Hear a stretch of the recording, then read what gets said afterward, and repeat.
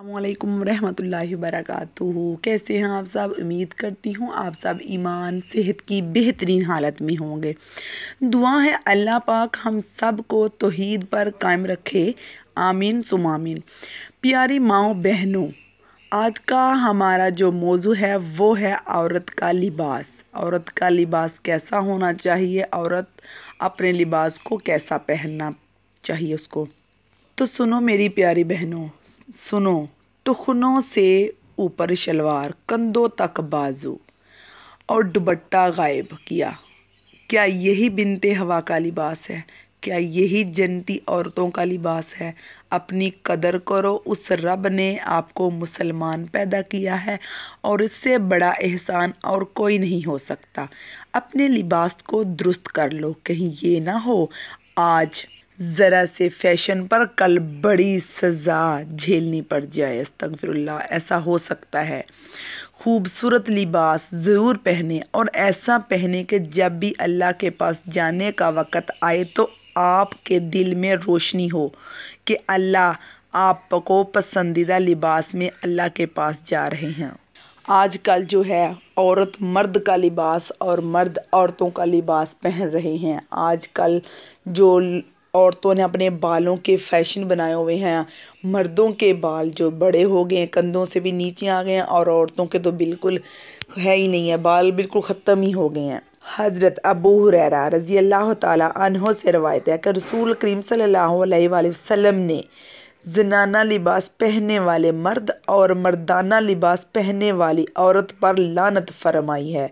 انسانی زندگی میں پیدا ہونے اور معاشرہ کے بگاڑ میں مبتلا ہونے کی اصل وجہ یہ ہے کہ انسان اپنی فطرت سے انحراف اور طبعی امور کے خلاف رویہ اختیار کرتا ہے۔ مرد ایک مخصوص مزاج کا حامل ہوتا ہے اور عورت بھی ایک مخصوص مزاج کی حامل ہوتی ہے۔ ہر ایک کی خصوصیت الگ الگ ہیں، لیکن جب مرد محنت بننے کی کوشش کرنے لگتا ہے اور عورت مرد بن جانے کی کوشش کرتی ہے تو اس کا نتیجہ بگاڑ اور غراوٹ کی شکل میں ظاہر ہونے لگتا ہے۔ ایک روایت میں اس طرح آتا ہے کہ عورت کے لیے مرد کا لباس پہننا اور مرد کے لیے عورت کا لباس پہننا ممنوع ہے۔ مردوں کا لباس اور انداز عورتوں کے لیے اختیار کرنا جائز نہیں ہے، اور نہ عورتوں کا لباس اور مخصوص زینت مردوں کے لیے اختیار کرنا جائز ہے۔ گفتگو، بات چیت، چلنے پھرنے، گفتگو رفتار میں بھی یہ مشابہت درست نہیں ہے۔ ہاں اگر فطری ہو، جیسے بدلنا بس میں نہ ہو تو کوئی حرج نہیں ہے، البتہ اس میں تبدیلی کی کوشش ضرور کرنی چاہیے۔ جان بوجھ کر قصیدہ ایسا کرنا حرام ہے۔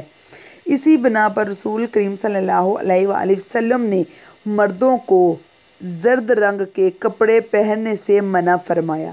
حضرت علی رضی اللہ تعالیٰ عنہ سے روایت ہے کہ رسول کریم صلی اللہ علیہ وآلہ وسلم نے مجھے سونے کی انگوٹھی اور کسی ایک خاص قسم کا ریشم کا لباس پہننے اور زرد رنگ کے کپڑے پہننے سے منع فرمایا۔ اللہ کے رسول نے حضرت ابن عمر رضی اللہ تعالیٰ عنہ سے روایت ہے کہ رسول کریم صلی اللہ علیہ وآلہ وسلم نے میرے جسم پر زرد رنگ کے 2 کپڑے دیکھے تو فرمایا یہ کفار کا لباس ہے، اسے نہ پہنو۔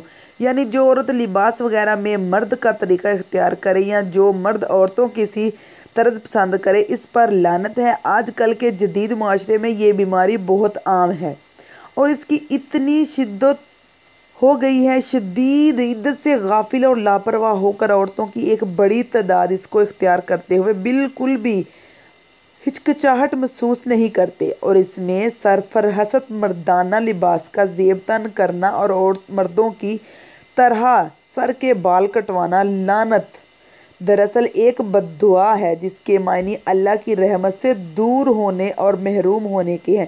یعنی جب کوئی کسی پر لعنت کرتا ہے تو وہ شخص اس کو بددعا دیتا ہے کہ تم اللہ کی رحمت سے محروم ہو جاؤ۔ نبی رحمت صلی اللہ علیہ وآلہ وسلم جو کہ دنیا کے لیے رحمت العالمین بن کر آئے اور جنہوں نے لعنت کرنے کی سختی سے منع فرمایا، اس کی سخت ترین ممانت کا انداز اس حدیث پاک میں بھی بخوبی کیا جا سکتا ہے کہ جس نے کسی مسلمان پر لعنت کی اس نے گویا اسے قتل کیا۔ اب غور کیا جائے کہ جب لعنت کرنے کی اتنی سخت عید ہے کہ ساتھ ہی لعنت کا مفہوم سمجھنے کے بعد اگر کوئی شخص ایسا فعل عمل کرے کہ جس پر رحمت العالمین صلی اللہ علیہ وآلہ وسلم کی زبان سے لعنت کے موجب ہونے کا فرمان ہے تو ایسے لوگوں کو اچھی طرح سمجھ لینا چاہیے کہ وہ کس شدید درجے کے گناہ مرتکب کر رہے ہیں یا وہ اس گناہ میں مبتلا ہو رہے ہیں۔ اللہ تعالیٰ امت مسلمہ کو تمام ایسے اعمال سے اجتناب کرنے کی توفیق عطا فرمائے جو کہ اللہ تعالیٰ کے لعنت کے مستحق ہوتے ہیں۔ اور آپ کو پتہ ہے نا کہ عورت کے لباس میں دوپٹہ نہ ہو تو لباس کتنا ہی خوبصورت اور قیمتی کیوں نہ ہو وہ ادھورا لگتا ہے۔ ایک حدیث شریف میں آیا ہے، حدیث مسلم حدیث کی ہے، صحیح مسلم کی جو حدیث ہے وہ اس کی میں آپ کو بات بتانے جا رہی ہوں۔ ایک حدیث ہے کہ لباس جو ہے تنگ اور باریک لباس پہننے والی عورتوں کی سزا۔ رسول اکرم صلی اللہ علیہ وآلہ وسلم نے ارشاد فرمایا کہ جو عورتیں کپڑے پہن کر بھی ننگی رہیں اور دوسروں کو رجائیں اور خود دوسروں پر سمجھے اور بخوبی اور بختی اونٹ کی طرح ناز سے گردن ٹیری کر کے چلیں وہ جنت میں ہرگز داخل نہ ہوں گی اور نہ اس کی بو پائیں گی۔ یہ صحیح مسلم کی حدیث ہے۔ ہمارے نبی صلی اللہ علیہ وآلہ وسلم نے فرمایا عورت ساری کی ساری چھپانے کی قابل قدر چیز ہے۔ جب گھر سے نکلتی ہے تو شیطان اسے مردوں کی نظر میں مزین کرتا ہے، چنانچہ عورت اپنے گھر کے آنگن میں رب کی رضامندی کے زیادہ قریب ہوتی ہے۔ ایک لڑکی ایک عورت کی جو ہوتی ہے وہ کل کائنات اس کی حیا اور پاکیزگی ہے۔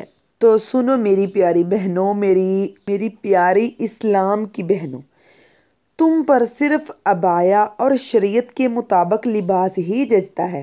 کوئی لاکھ کہے ماڈرن بنو، ایک سٹینڈرڈ سیٹ کرو، مگر تم یاد رکھنا پردہ دار اور دیندار رہنے سے بڑا کوئی سٹینڈرڈ نہیں ہے۔ آج کی جو میری ویڈیو کا ٹاپک تھا وہ تھا لباس، جس میں ہم نے سیکھا کہ ہمارا لباس کیسا ہونا چاہیے۔ ہم اپنے نفس اور خواہشات کو مینیج کر کے ہی پردے کے ساتھ رہنا چاہیے ہمیں۔